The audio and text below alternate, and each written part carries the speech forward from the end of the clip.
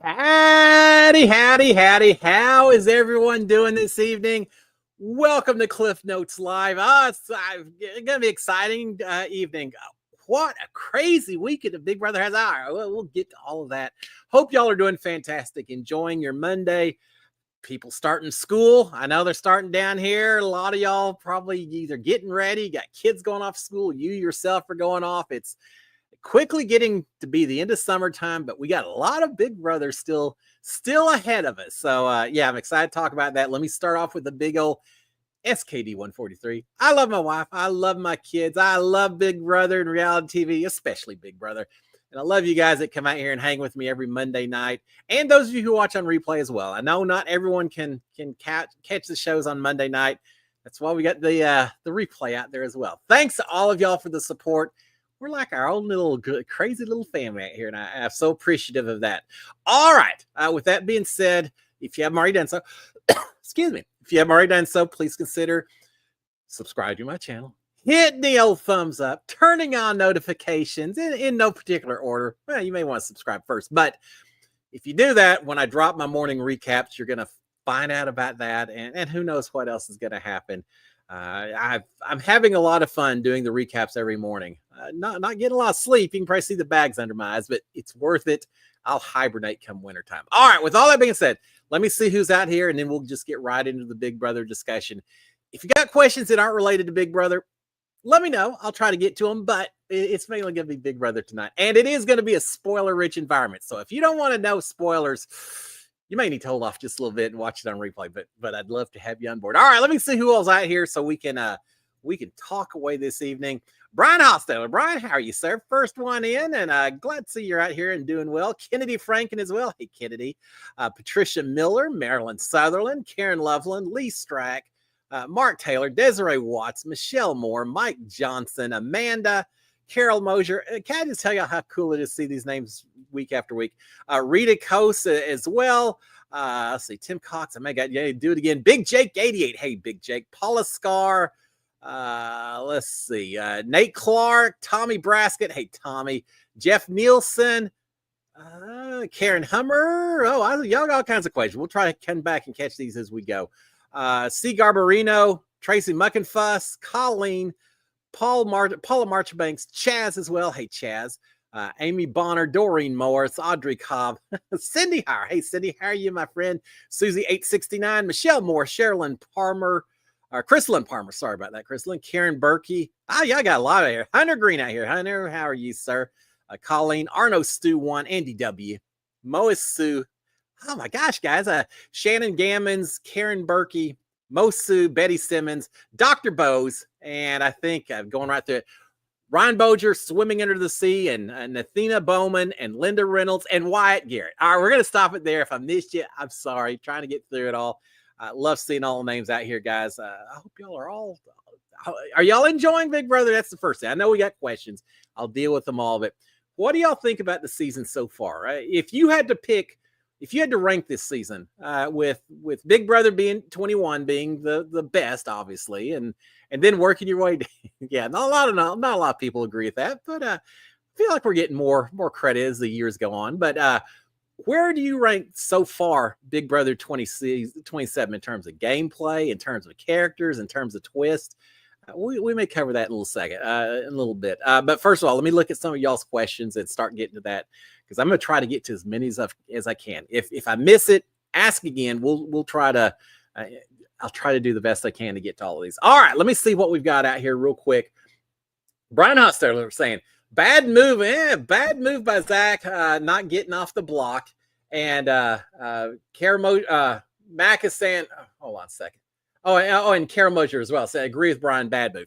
All right, for those of you who don't know, as I mentioned, and Kennedy Franken saying, what do you think of Zach not using his power? All right, let's do a little rehash in case some of y'all are a little bit behind.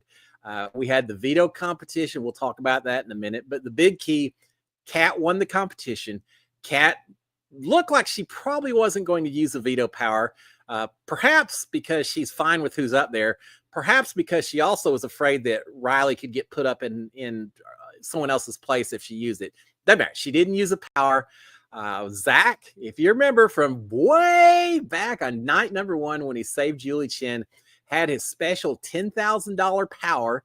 All he had to do was, after the veto ceremony, stand up and say, "I choose to use my power," or something along those lines. Financial penalty. The $10,000 that he has right now gets passed right over to Ava, but it would have allowed him to pull himself off the block. Immediately, Ava would have had to put someone else up. Whoa, that would have been a shocker to her, huh?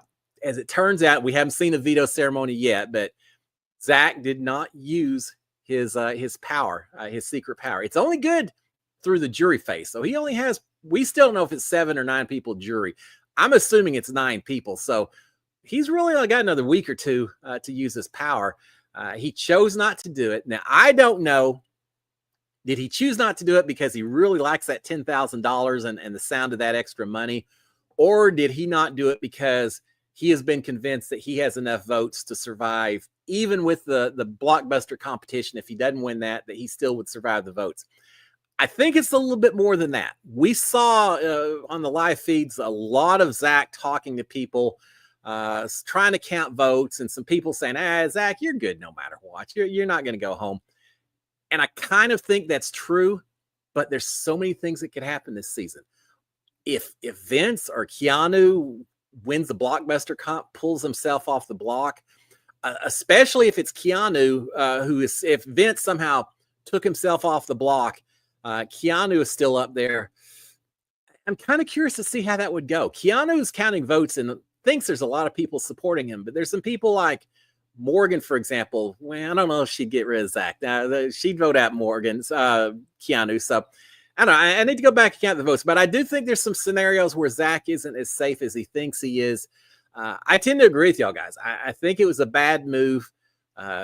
Be safe. Now, here's the other consideration. It's not just losing the money, but he hasn't told anyone that he had that power. If he now tells everyone he had the power, are people going to be less trustful that he didn't even tell his closest people? So maybe that came into play as well.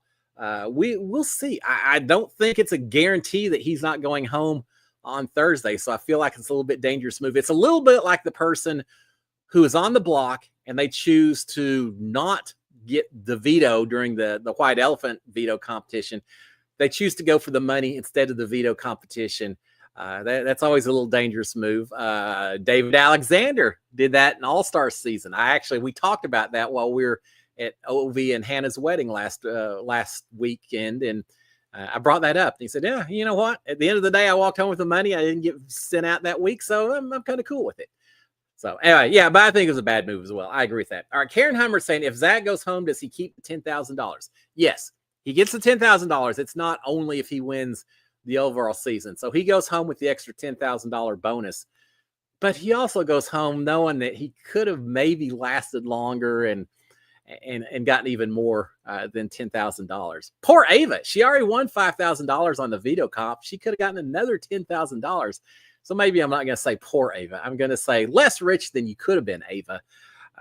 She's had a pretty good week. She has not faced some of the problems that other HOHs have faced, of suddenly having to do renoms. First week this season that the veto power was not used, which means Ava only had to put up 3 people, and she put up 3 people that she's fine if any one of the 3 goes home. So the pressure is kind of off of her. Imagine that. Pick people that you want to go home to actually go on the block. What an incredibly new concept for this season of Big Brother.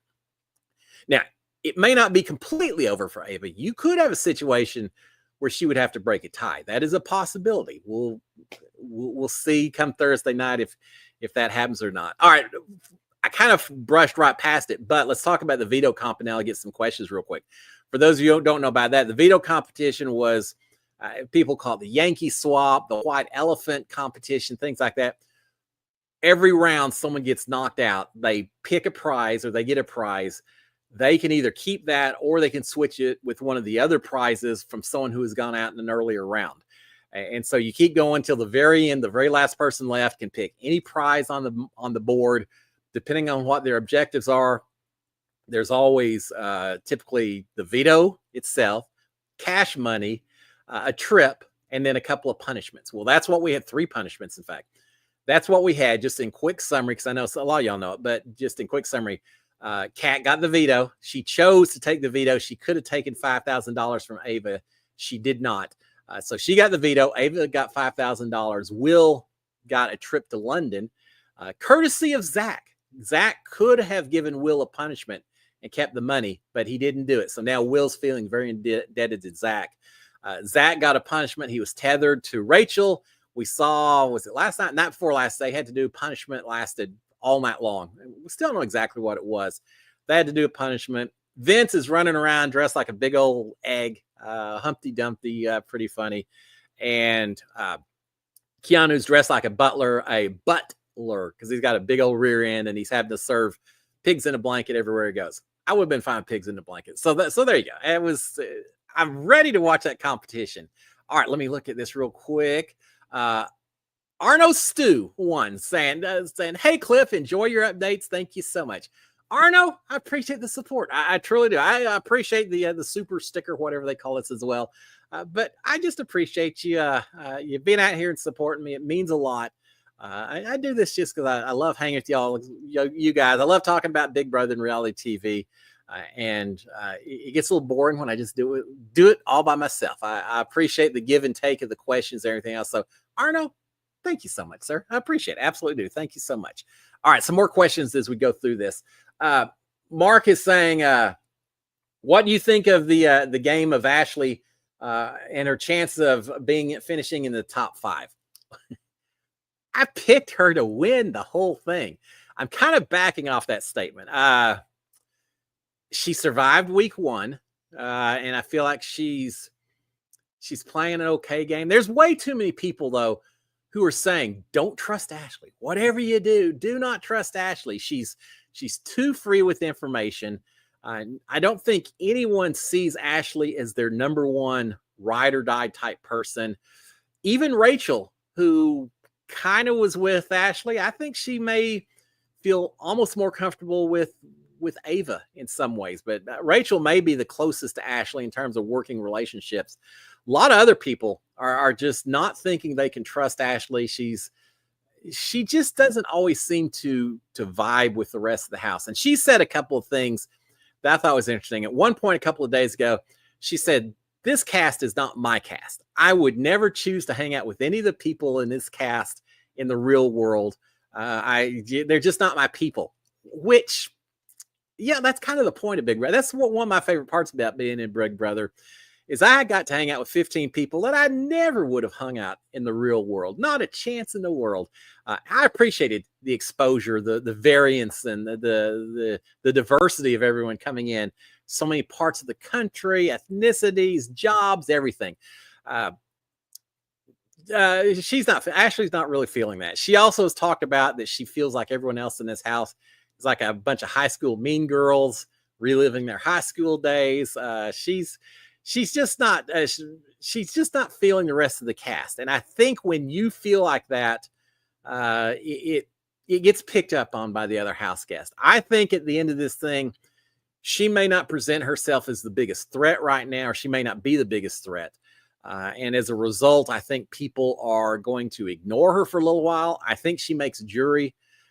I think she goes out early jury at this point in time. People have forgotten. Remember, she won week number 1, and people say, "Oh, she could be like a comp beast or something." Well, that's all gone away. No one's thinking that Ashley's going to have a lot of control over the game. She's a little bit like Kelly sometimes, doing a little too much instigating, and I think people are going to continue to clock her on that. So no, I don't think. Now I say she's not going to make top 5. Watch, she's going to end up winning it after all, but I don't think that's going to be the case. I think some of her actions, some of her conversations are going to catch up to her, and she'll be heading out within the next few weeks. My personal opinion. Curious to see what y'all think. What do you think, Mark? You asked the question. Do you think she could make top 5? Is there a universe where that happens? There's always a chance, but I'm not putting money down on it that she'll get that far, but we'll see. All right, let's see. Mark is also saying, all right, how do you get your notes of the house? Watched yesterday, kept on missing conversations. Tell me your secret. All right, well, first of all, people who whisper are the bane of my existence trying to cover these feeds. And there's a few people, some of the ladies who sometimes it's hard to understand them. And it's tough, and especially with the live feeds having typically cameras on 2 different rooms, 2 different conversations. Sometimes they're all on one, but lots of times they're not. How do you decide what you're going to watch, how you're going to record your notes and all of that? It's not easy. But here is my secret that I'll give to you. After CBS took away the rewind feature on the live feeds, or Paramount took away the rewind feature, I went out, I found a thing called the Cloner Box Pro, Cloner Alliance Pro, I think is what it's actually called. It's an item, it's a device that plugs in. I watch the live feeds on a Fire Stick that's connected to the TV. So this device actually pulls the stream from the Fire Stick, records the whole, whatever's going through your Fire Stick at that time, records it onto an external hard drive, and then the signal is sent onto the TV set so you can still watch the show and have it recording at the same time. So that's what I do, is I set the live feeds on the quad setting, so I get all 4 cameras at once. I record everything on the external hard drive. I try to take notes on one or the other conversation, whichever seems to be the most important of the 2. Watch that as much as I can. Then afterwards, when I'm going back and getting ready to do my show, I'll go back in and with the recordings, listen to the other side, the other cameras, or if there's people that either because they're whispering, I really couldn't understand what they said, or if afterwards I think, well, did I type this in wrong? This doesn't really make sense the way I've got my notes typed out. So I'll go back and rewatch various bits to confirm conversations, things like that. So that's it. It's purely just a matter of figuring out a way to record the feed so I can go back and watch them over and over and over again. And that's what I do. And it actually works out as a pretty decent system.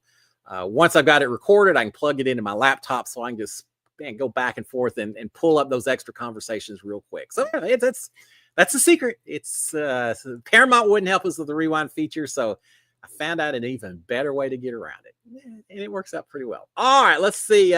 Jeff Nelson saying the HOH competition should have been shown live Thursday after eviction. It could have been, right? I mean, now that we've seen it, first of all, it was a knockout competition, which y'all have heard me say before. I wish they'd had knockout during my season. They didn't, and it would have been so perfect. We heard people during the show on Sunday when they did show the HOH comp talking about, oh, this person doesn't understand how to play it. You're supposed to pick 2 people after you win a round. You're supposed to pick 2 people that you don't want to win HOH. Pick those 2 people so they have to go against each other, and one person is eliminated no matter what.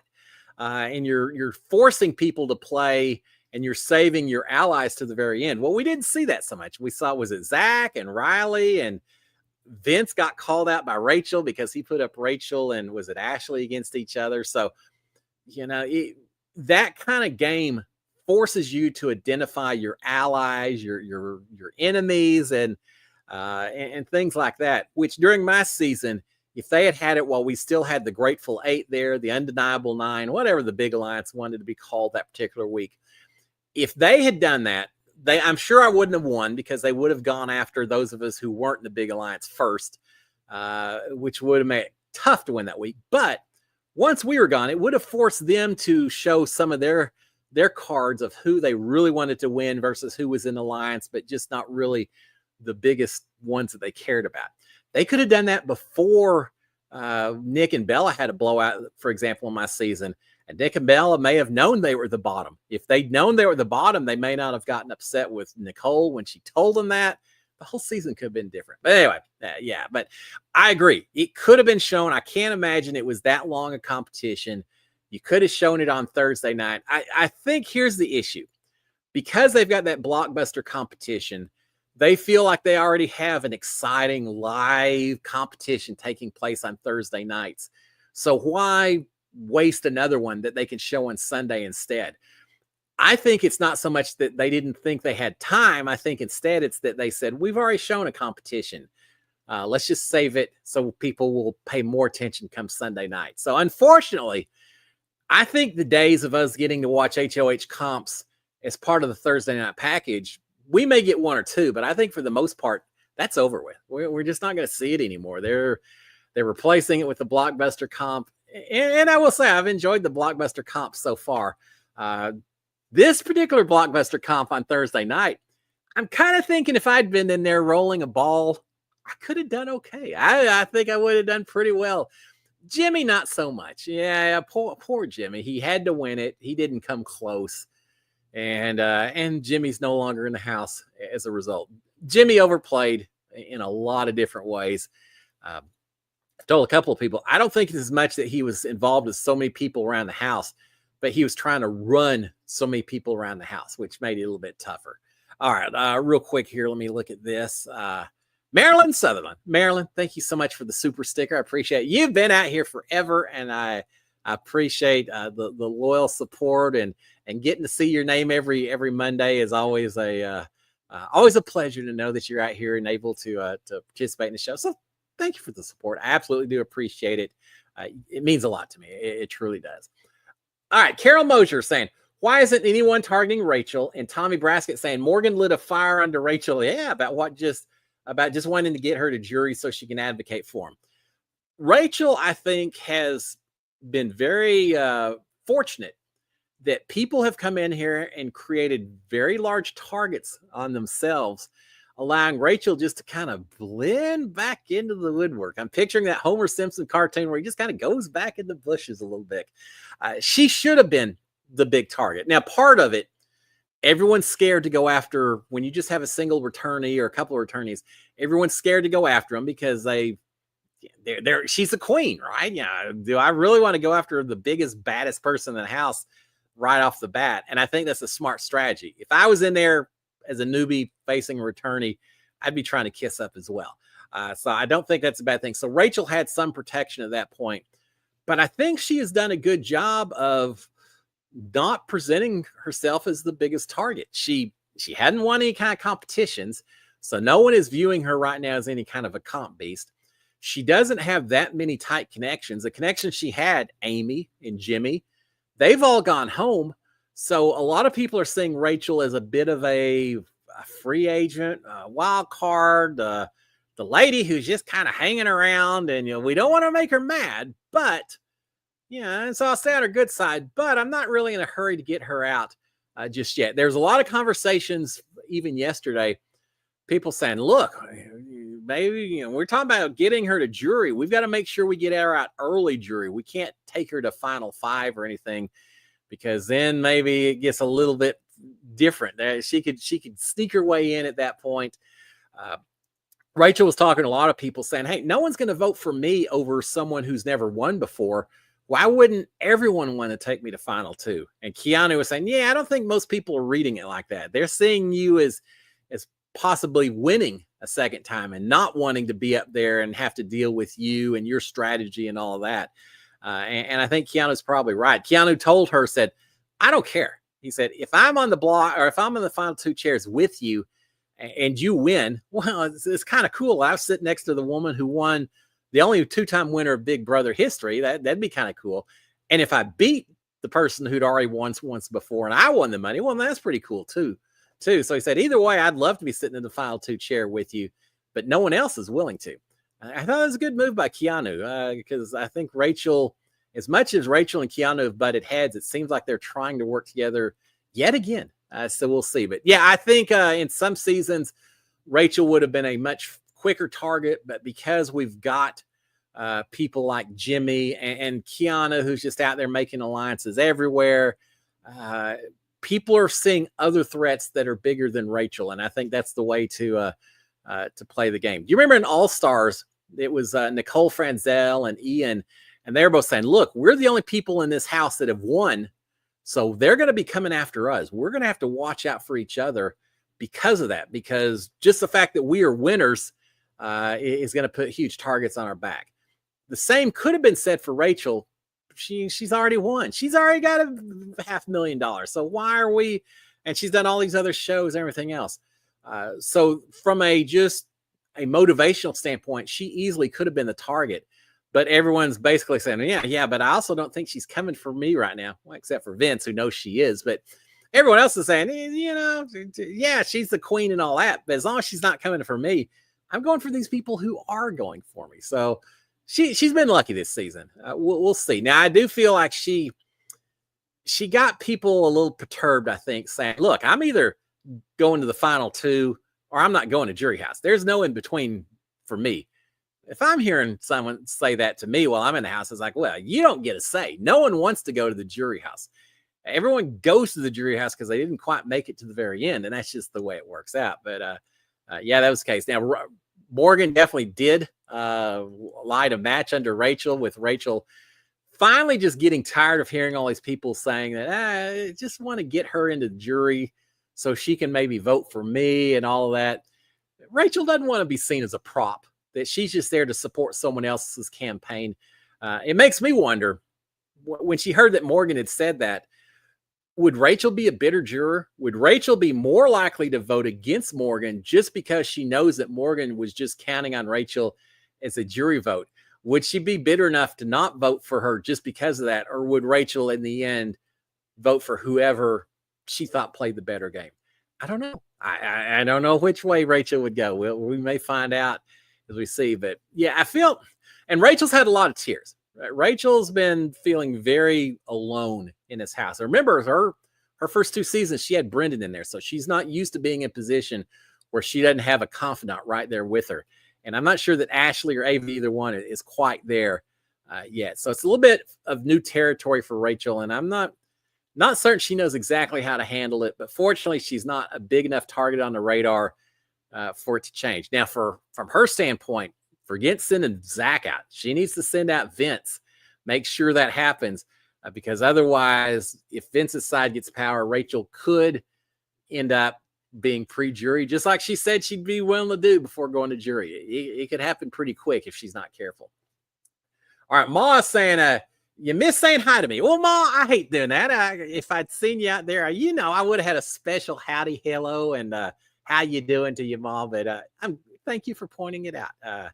Because I don't ever want to be thinking that you ever be thinking that. I'm not glad that you are out here. Ma, appreciate it. Thank you so much. And welcome.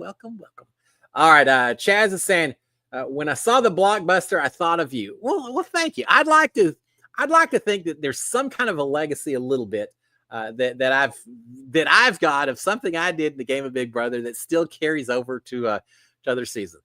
It's not like I was going to win the wall competition. It's not like I ever thought I was going to win the slip and slide. But rolling balls down a little convoluted path, yeah, I think I could do that pretty well. Hey, if they ever put me on Survivor and I see that competition, I'm just going to throw my hat out in the air and say, Jeff, give it to me right now because I got this one on lockdown.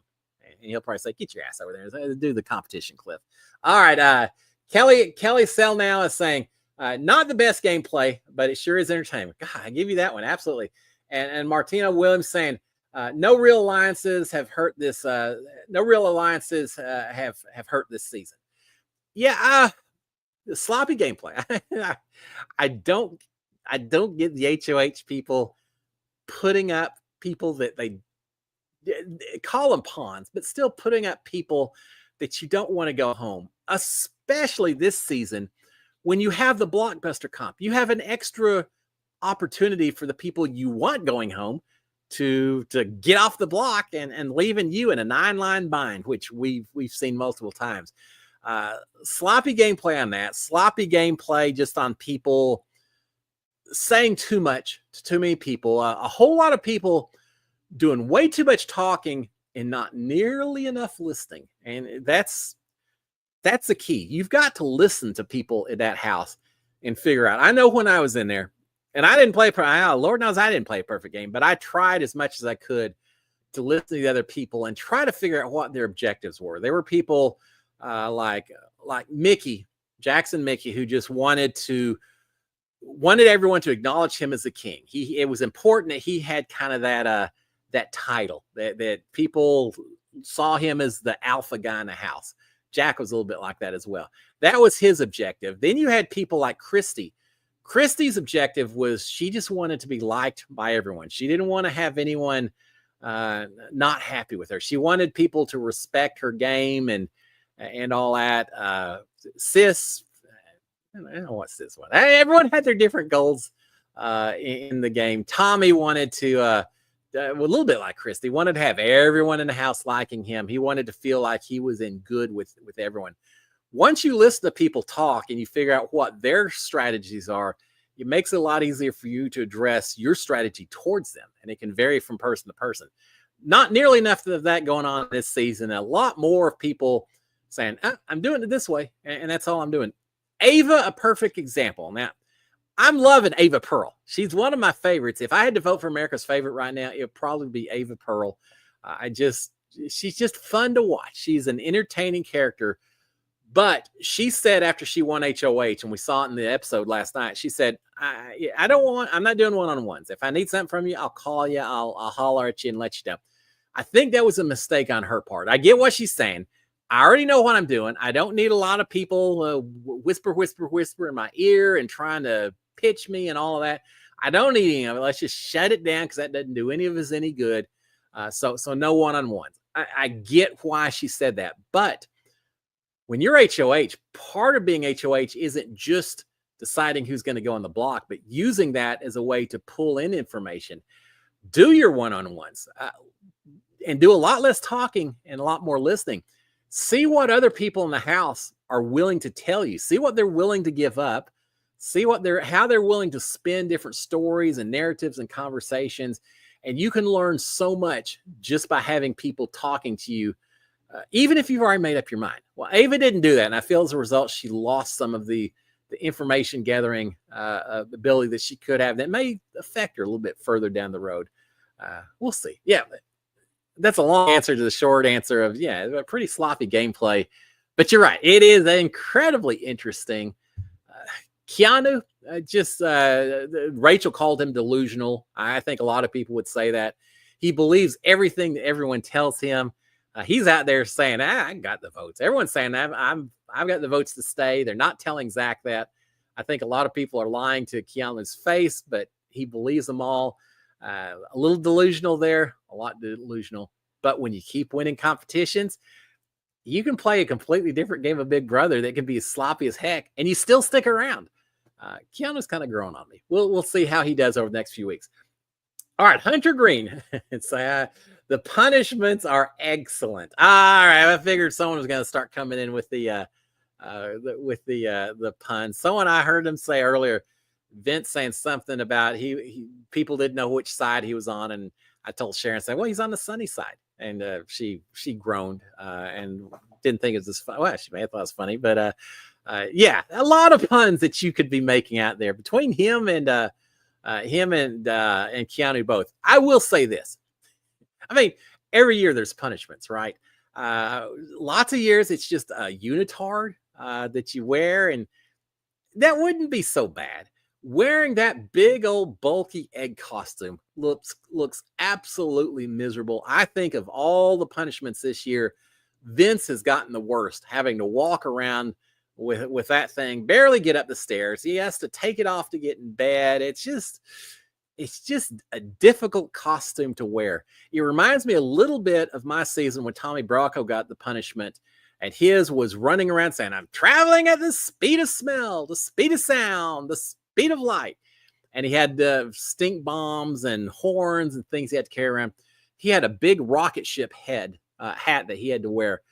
And it was so painful for him because it was super heavy. And picture wearing something heavy on your head, and your neck just gets so sore that he was just in brutal pain. Eventually they took one of the helmets, and I guess they went in and they hollowed out the whole inside and made it as light as possible. And they gave him permission to take it off when cameras weren't rolling and things like that to try to help him out. So I thought Tommy had a tough costume that season, but Vince and that egg, it's a funny costume. I love watching it. As soon as the feeds came back, I saw him skittering around. It was pretty funny. I just see it. I want to put him in the backyard, just roll him back and forth in the yard and see how he does. But yeah, costume department did pretty well. They're probably very grateful that it was Vince who was wearing that egg costume and not Keanu. Can you bet? Keanu, they may have had to have the extra large size, the jumbo eggs to fit in his. He would have really filled the room up if it's Keanu and an egg outside that. But yeah, I'm enjoying that. And watching Keanu fixing pigs in a blanket, I'm all for that. All right, Paula Scar is saying, will he get to keep his costume? We're talking about that. When we get the memory boxes at the end of a season, production tries to put, not everything, but tries to put most of the things that may have some special significance to you. They'll tend to put that in your box for you. So I got a battle back. I got my HOH on one of the little bottles I had that had the name of that HOH, and I got a lot of the costumes that I wore throughout all the different competitions I wore. A lot of cool stuff. Yeah, normally Vince would absolutely get that costume. I just don't know how they're going to ship that costume to him. I don't know if it folds up at all. They may have some kind of shell on the inside. I get it, shell. They may have some kind of a frame on the inside. And once you take that off, it's just a nice little foldable egg. If nothing else, he'll get the nighttime wear and some of those others. But if I'm Vince, I'm going in there saying, please, whatever I'll pay the extra freight. Send it in an extra U-Haul box or whatever. But let me get that egg costume.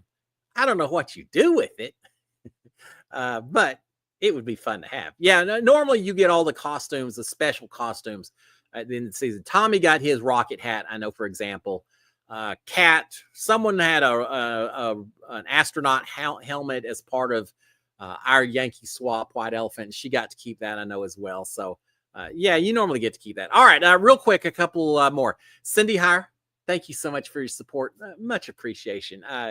Cindy's one of our moderators. Cindy's always been so helpful and so kind, and I've gotten to talk to her off line as well. And thank you for everything you do, Cindy. Appreciate it. And Tim Cox, thank you, sir. I absolutely appreciate it. You're out here so often, and super sticker as well. Guys, y'all mean a lot to me. You know I'd do it even without the extra support, but I certainly appreciate it as well. Thank you. It makes me feel very wanted, and I do appreciate that to all of y'all. All right, let's see. What else do we have on here? Mark is saying, is a Big Brother house in size as big as a regular house in the 60s? I don't know. I'm trying to remember my house in the 60s that I grew up in. Big Brother house is definitely bigger than the house I grew up in the 60s on the east side of Fort Worth. We had 3 bedrooms, a kitchen, and a living room, and a little tiny dining room. Yeah, Big Brother house definitely bigger than that. If you take just the size of the house itself, it's pretty big. Now, it starts to not feel so big after you've been there for a couple of months and you've got memorized every single step and wood plank and everything else in there. It gets to be very small, but it is a set. It's not an actual house. It's soundstage number 18 on the Burbank CBS lot, just as an FYI. And hey, if you ever want to, go out to Google Maps and you can do a search for it and it'll show you. And it's actually pretty cool. A lot of the stage is not what you see. It's all the production and the back areas and the camera areas and a whole lot of other stuff, which I have never seen either. I asked after the season was over, hey, could I go look around? Yeah, not going to happen, Cliff. After I was evicted, I had to come back into the house, one of the diary rooms, to record some video for the final competition. It was between Holly and Mickey. And even then, I was kept blindfolded. They did not want me to see the back area, and I never did. So I don't even know what that part looks like. But yeah, the house itself is, I mean, you got a whole 16 people in it. So a little short on bathroom facilities, but everything else, yeah, it's not a small house at all. It feels bigger as well because it's 2 stories with that balcony, the HOH room, and all that, which means the rest of the house, and you don't get to see it that often, but the rest of the kitchen, the living room area is all open up to the 2nd floor. So it's a very big, expansive area. So you don't feel as claustrophobic as you would if everything was just a single story roof right over your head kind of deal. That'd be rough, but it's a decent size. Yeah. All right. Nate Clark is saying, why does it seem like this season that everyone is in danger in some form at the same time? You have to have a certain HOH result or it will be mutinous. Yeah. That's the way I like it. I think part of it is because we don't have, do we have 2 alliances? I feel like in some ways we've kind of got 2 sides, but there's a lot of moving parts within those different groups. Look at my season. You had one big group and then just a smaller group. And for the most part, the people in the big group felt pretty safe until they didn't. but it was a little more static play at the beginning. Here, it's dependent on who wins HOH week to week. You have a whole lot of people every week saying, I'm going to gun for HOH. I've got to win it. Oh, if this person gets HOH, then we're in trouble. And that's the way it should be. And we need to have it flopping back and forth between the two sides, and having some wild cards, such as an Ava Pearl getting thrown in there every once in a while to shake things up a little bit and make sure that no one feels like they are too comfortable. I'm trying to think of everyone in that house who at this point in time probably has never felt threatened that they could be going on the block. I'm Ava, perhaps. I think Rachel's probably had some fears. We know Morgan's feeling a little bit nervous. Ashley's been up. Mickey should be feeling. I'm gonna say everyone. I can't think of anyone who. Lauren, even Lauren, I think should have known that she could have been up at one point in time. But yeah, everyone needs to feel scared when they're in there. It puts you on your toes. Puts you in the position of playing a game. Look at even like Riley. Riley was just kind of lackadaisical. Gets put on the block. Somehow he's kind of turned it up an extra level. Of course, now he's fallen in love so much, and I wish a little more of his attention was focused on gameplay, a little less on Cat. But whatever. We'll see if it pays off or not. We'll see. All right, let's see real quick. Who do I have out here? Dr. Bose. Dr. Bose, thank you, sir. I appreciate the show of support as well. It's always appreciated. Fine, sir. Dr. Bose saying, Cliff, I have the privilege of officiating the wedding of our son Christian and his fiancee Piper. Woo! I love hearing that. This coming weekend. How many weddings has Big Brother spawned? Come visit Colorado. I have a cigar for you. Dr. Bose, I would take you up on that cigar in a heartbeat. It sounds fantastic. And I'd take you up a heartbeat and go into Colorado as well. Can't do it, but I absolutely appreciate the offer.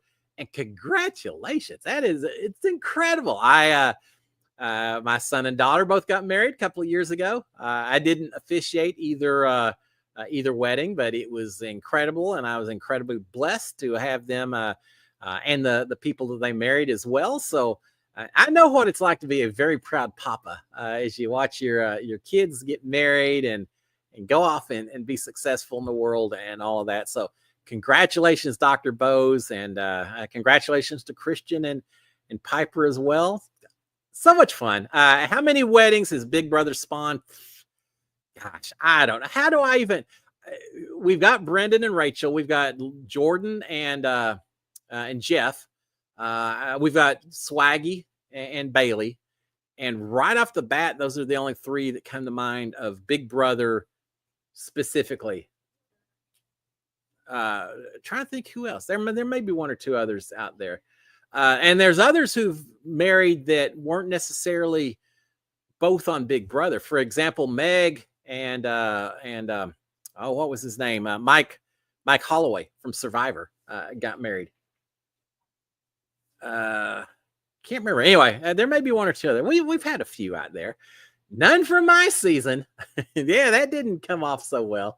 I'm trying to think if there's any others. I don't know. I'll think about it. If any of y'all know any others that I'm missing, tell me. But we've had a few. I met when I first met Rachel. It was at Hearts of Reality, and Brendan was there with them. She had her kids with them. Incredible family. You see Rachel and you think, oh, Rachel Riley that was on Big Brother, yelling and just the queen and all that, and just regular old people when you get a chance to talk to them. It was so much fun hanging out with them. And the rest of the Big Brother people as well that I've met, married or not, it's always fun hanging out with the people, comparing what you see on the screen versus not. But Dr. Bose, congratulations. Have a blast at this wedding. Take some time to reflect on it because it goes so fast, those weddings. Just take some time out, look around, and enjoy everything. All right, Paula Marchbanks saying he'll be like contestants who get voted out of Survivor with an idol in their pocket. Yeah, that very well could be. If he gets out of this thing and if he gets voted out and he didn't use his 10,000, he is going to absolutely regret it. I do like that they had this power. I will say, I'm going to take a little credit. I've been talking to them for the past couple of years that I thought it would be incredibly fun for Big Brother production to somehow have some kind of cash incentive tied into using an advantage or buying an advantage or something like that. I had pictured it more being a penalty that would go against your final winnings if you won the whole thing, that that you would lose $10,000 if you chose to use it, but you could always bid on some kind of advantage or something. Well, they figured out even a little bit cleaner way to do it, saying, hey, here's $10,000, but only if you hold on to it. The whole idea is that what does it take? How much is that money worth to you in terms of protecting yourself or not? Because here's the thing, Zach, I think, didn't use it because he felt safe with the votes. And that's probably right. But again, as we said earlier, there's nothing guaranteed in the game of Big Brother. But what if he just absolutely thought that he was the top? What if he was Jimmy last week and knew that if he didn't win Blockbuster, he's going home? I pretty much guarantee he's using the power at that point in time. And there's not a lot of decision making. But what if instead of Jimmy going out or whatever, what if Zach was faced with someone, a Lauren going out, or someone else that Zach may have some feelings with? Would he use his power and his money to save someone else in the game just because it was protecting his game? Or would he be more like, you're on your own. Sorry. Yeah, I like you, but I don't $10,000 worth of like you just yet. I don't know. I think if the Big Brother continues to do this occasionally, and you can't do it too much, you don't want to have overkill. But I do like the idea of occasionally throwing out something that forces you to think about the money component in terms of what you're going to do within the game. I always like seeing that. So, yeah, you're right. He may go home and say, God, all I had to do was play it, and I'd still be playing the game. But that's the risk you take. And we've seen people who play too safe, and it costs them, or it will cost them in terms of some of these HOH and everything. But on the other hand, it's not. This is a reason I may have been more tempted to use it. It's not as though this power lasts until. It's not like Survivor, where the power lasts until the final 4 or final 5, something like that.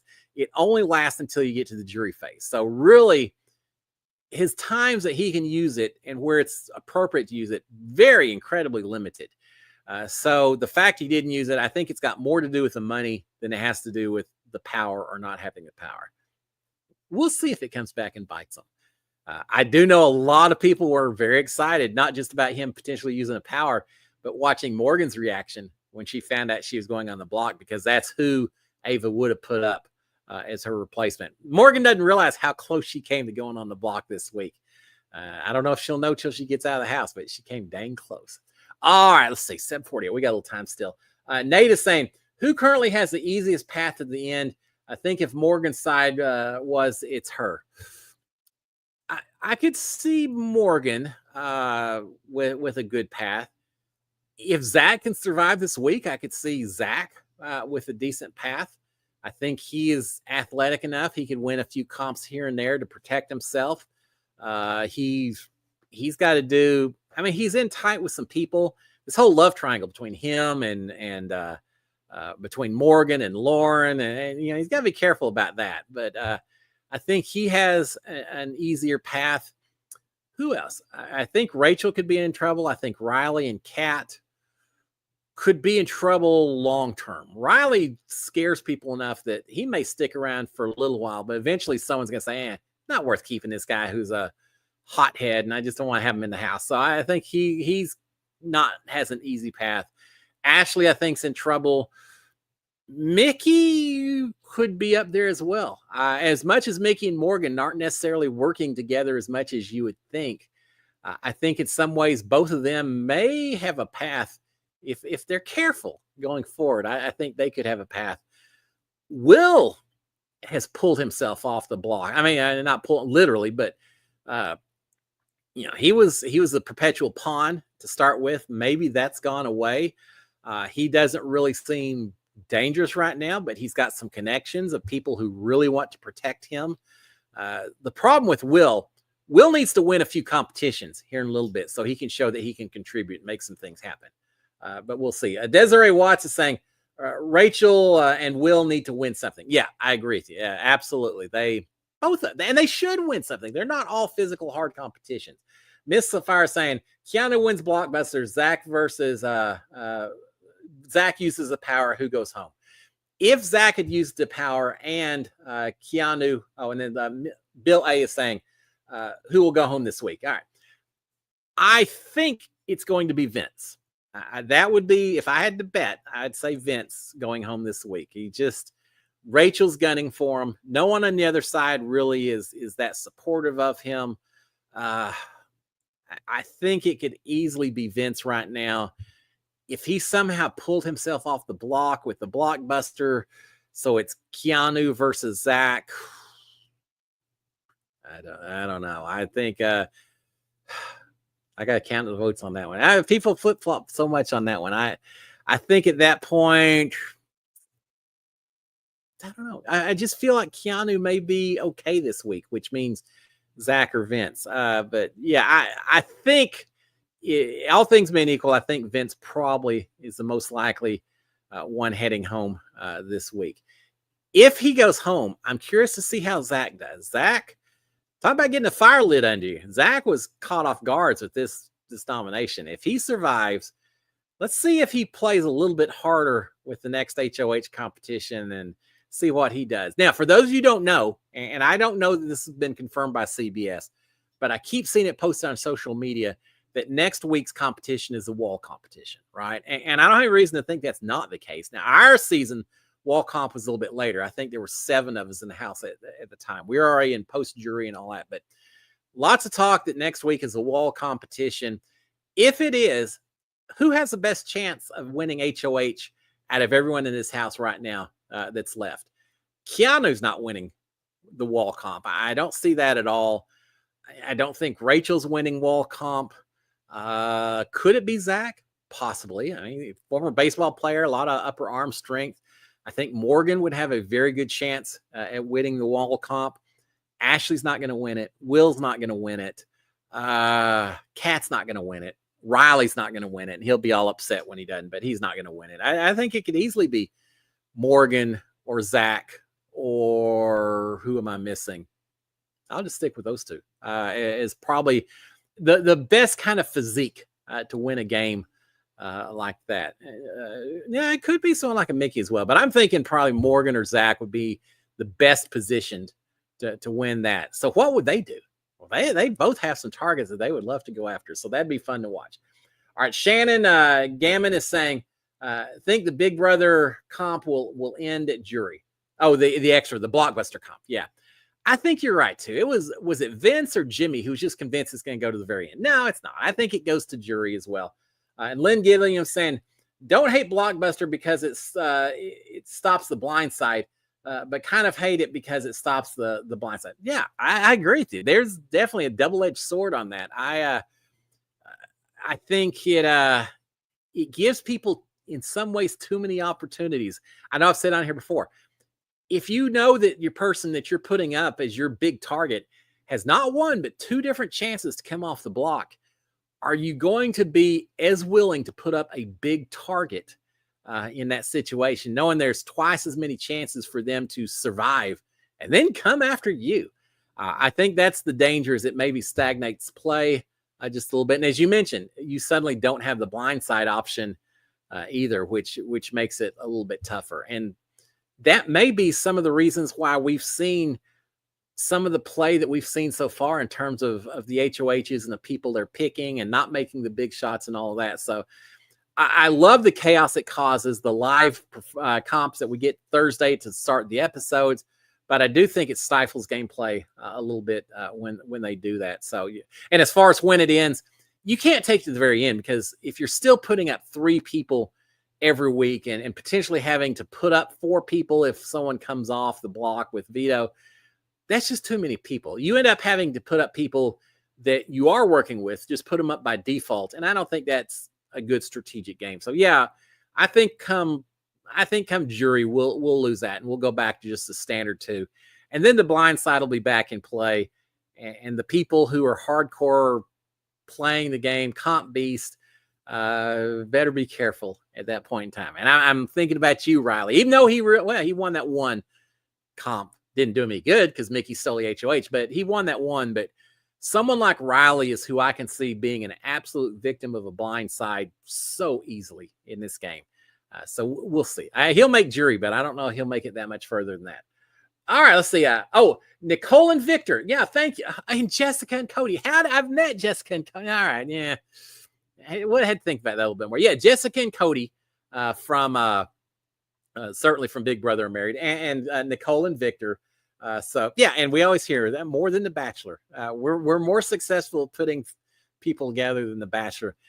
It blows me away because, I mean, fortunately I'm married and didn't have to worry about showmances while I was in the house and all that.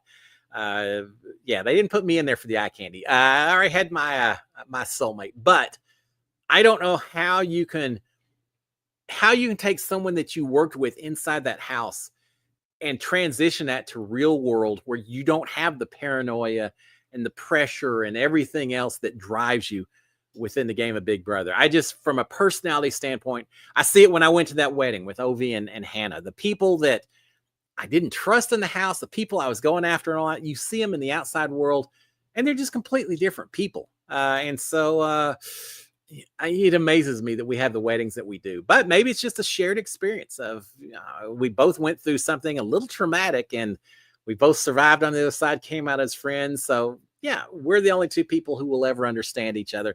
Maybe that's got a component as well. I don't know what causes it, but congrats to all of them who've made a successful go of it. Pretty cool, pretty impressive. All right, let's see what else we have. 7:59. We'll go quick with these last couple then. Let's see. Liz Ragsdale saying, how long does Big Brother let the house guests sleep in the morning? What time can they go to bed? I think I missed that. Can they go to bed at any time or nap? You're not supposed to sleep during the day. The rule is you can't go to bed before 10 o'clock at night.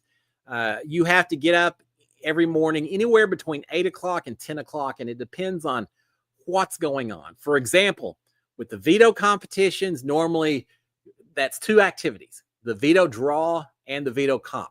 So each activity takes an hour. We figured this out. Would represent an hour of less sleep time. So normally you sleep till 10, but on Saturdays when you do veto, you normally be up at 8 o'clock in the morning. On a day where there's nothing going on, a Sunday, for example, you get to sleep in till 10. If it's a nomination ceremony on a Friday, normally they wake you up at 9. So there's some fairly set rules, and you are not supposed to sleep after 10 in the morning or before 10 o'clock at night. And they'll come over the speaker and say, house guests, no sleeping. Well, they're getting around it this season by saying it's meditating. And I just feel like Big Brother, for the past few seasons, Big Brother has not been as strong about enforcing during the day sleeping. And I think it maybe is just because they think it creates more activity and more content in the evenings. Some people are still going to go to bed early and they'll provide the content during the day. Other people will sleep throughout the day and they'll provide content at night. So there's always something going on in the cameras, I suppose. I don't know. Yeah, they never let me sleep. Of course, it was hard for me because when I sleep, I snore. So it's a little hard to try to convince the production staff that I'm just meditating.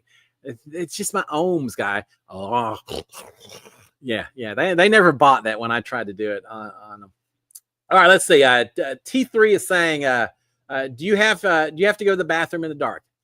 Yeah. I mean, the lights would come on when you'd walk through the house. Is it dark in the bathroom?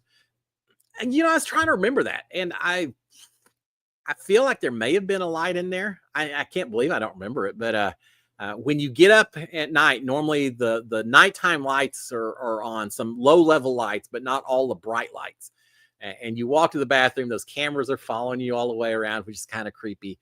You go in the bathroom. I can't picture it being pitch dark. So I know there had to be a light in there, but it was not a bright light or anything like that. It was just somewhere a little bit stronger than a night light. So it's something to make sure you didn't put your foot in the toilet or something like that.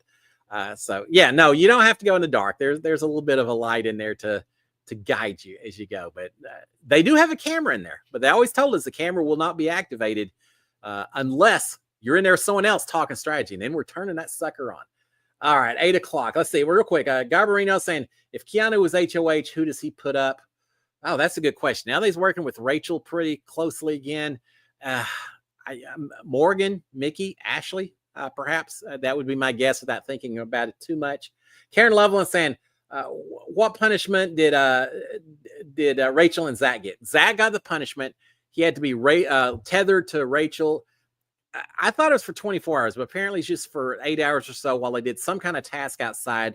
Cameras did not go out there. It involved something about picking up bags or throwing bags or something like that. Repetitive type thing they just had to do over and over again while they were getting apparently hit with gloop and blue slime or something. Because after it was over, it went till 6 o'clock or so in the morning. They eventually came in and they were covered in goop and showered and all that. So that was their punishment. At least theirs was quick. It's over with and they're done with it. All right. And then finally, Karen Loveland saying, Will could throw Ashley under the bus, so she owes him. Oh, absolutely. He knows she voted to keep Jimmy. Brilliant point. Absolutely point. Rachel knows it as well. I'm pretty sure Rachel knows, but she's not saying anything. But you're right. Will, if he ever needed to. And Will hadn't seemed like he's necessarily fully on board with Ashley either. He's been worried about her saying a lot of things. You're right. At some point, he could say, hey, she came out and told me she voted for to save Jimmy. And so, you're right. He could absolutely throw her under the bus and people would believe Will without hesitation. If he said that, they'd believe him. So, yeah, good point. We'll keep that in mind. We'll see if that happens somewhere down the road. All right, guys, with that in mind, let's shut it down. A little past 8, but I knew we had a lot to talk about. What an incredible week it's been, and this next week's going to be great as well. All right, finish it up. Once again, if you haven't already subscribed to my channel, please consider doing so. Please turn on notifications and hit the old thumbs up is always appreciated. Guys, have a fantastic week. It's going to be an exciting HOH. I'll be doing my recap tomorrow morning and every other morning, so watch out for that, and I'll give you my takes on what's going on and everything that was discussed throughout the evening. Until then, guys, have a great week. SKD 143. Cheers, my friends, and love, big brother. Talk to y'all later, guys. Have a good one, my friends.